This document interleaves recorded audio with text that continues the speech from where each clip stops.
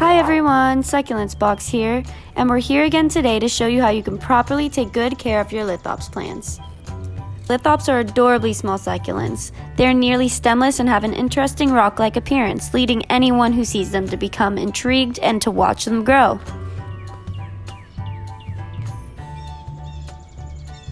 Watering lithops is quite tricky, as too much will make them either develop root rot or grow new bodies at the wrong time, and too little may lead to them becoming stunned.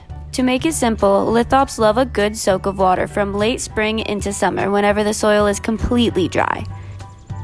Once the plant goes dormant in the summer, your watering should be stopped, unless they look like they're really shriveled. Just give them enough water to moisten the top 1/2 inch of the soil to restore its firmness. And resume your watering routine as soon as the plant is actively growing again and blooming from late summer to early fall. From winter and spring, on the other hand, lithops should be left totally dry. Normally, this is when they enter their dormancy period for a while.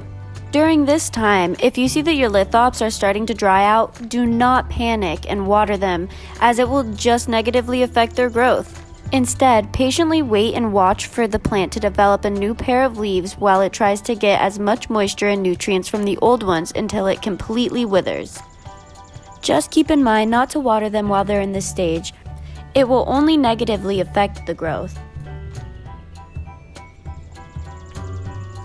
When it comes to light, lithops can naturally tolerate full sun. However, extreme heat can still hurt them, so make sure to just give them at least 4 to 5 hours of morning light and partial shade in the afternoons, like in a south or east facing window when they grow indoors.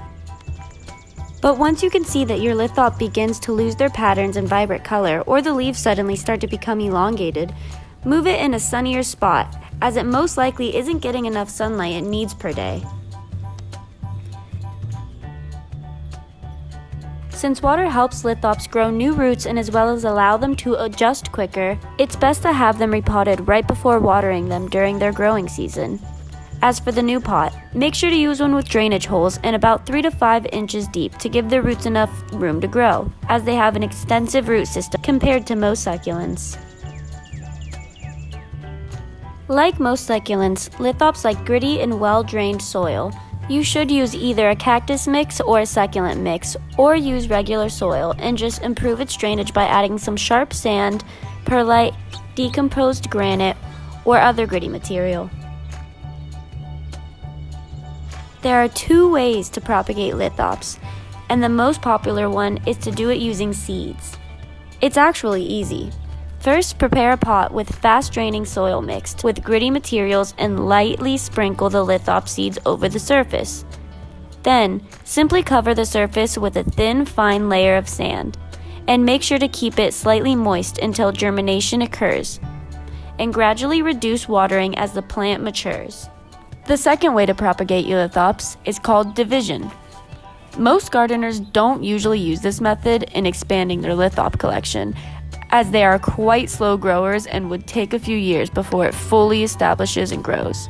Plus, this can only be done if there is a visible division in the plant itself. But if you still want to know how, simply pick up a lithops out of the pot carefully. Then, dust off the soil hanging around its roots, and examine the plant's pair of leaves to decide on a cut while checking if the leaf will have a sufficient amount of taproot attached. Once you're done examining them, you can now repot each of the leaves in the same pot and make sure that it's deep enough for the plant's taproot to grow without having a coil around.